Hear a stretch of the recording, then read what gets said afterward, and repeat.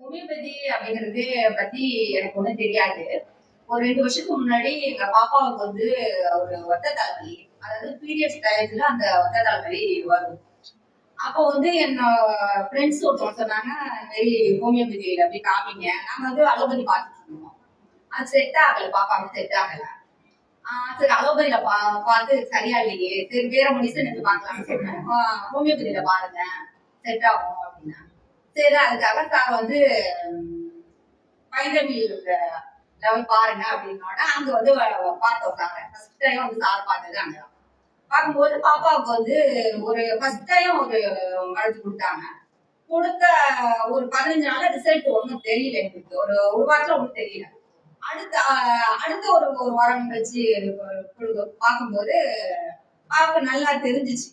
ஒரு அந்த அதாவது பீரியட்ஸ் டயத்துல ஒரு அன்னைக்கு நான் 2-3 நாள் பாப்பா வந்து எந்திரிக்கவே இல்லை. படுத்துட்டே கிடப்போம். அதாவது சாப்பாடு இருக்காது. ஒரே டயத்துல தலைவலி இருக்கும், பிளஸ் வந்து வாமிட்டிங் இருக்கும், லூஸ் மோஷன் இருக்கும். இது 3 மாறி மாறி இருந்துட்டே இருக்கும். 2 நாள் 3 நாள் இருந்ததுக்கு அப்புறம் தான் எல்லாத்தையும் ஒண்ணுமே சாப்பிடாது. அது மாதிரி இருந்ததுனால எங்களுக்கு அலோபதி ஒண்ணுமே செட் ஆகல அப்படின்னா இங்க வந்து பார்த்தோம்னா சாப்பிட்டு 15 நாள்ல ஒண்ணும் தெரியல. அடுத்த 15 நாள் கழிச்சு வந்து இருக்கும்போது அந்த அடுத்த பீரியட்ஸ் டைம் வரும்போது கொடுக்கும்போது கொஞ்சம் மாற்றம் இருந்துச்சு. சரி ஏதோ ஒண்ணு மாற்றம் தெரியுது அப்படின்னு சொல்லிட்டு சாரை பார்க்க ஆரம்பிச்சோம். அப்புறம் ஒரு அடுத்த பீரியட்ஸ் டைம் வரும்போது பார்க்கும்போது ஒண்ணு மட்டும் குறைய ஆரம்பிச்சிருச்சு. ஃபர்ஸ்ட் அந்த வாமிட்டிங் அந்த சென்சருக்கெல்லாம் அதை குறைஞ்சிச்சு. அடுத்தது வந்து லூஸ்மெண்ட் போறது அது மாதிரி அந்த வருது. ஒவ்வொரு டைமும் ஒவ்வொரு மந்த்தும் ஒவ்வொரு சிம்டம்ஸா குறைய ஆரம்பிச்சு. இப்ப பாப்பா நல்லா ஆயிடுச்சு. பாப்பாவுக்கு நல்லாவே இருக்கு. எல்லா ப்ராப்ளம்ஸ் சால்வ் ஆகி எப்பயாவது அது லைட்டா வர மாதிரி அது இருக்கும் அப்படிங்கிறதுதான் அது.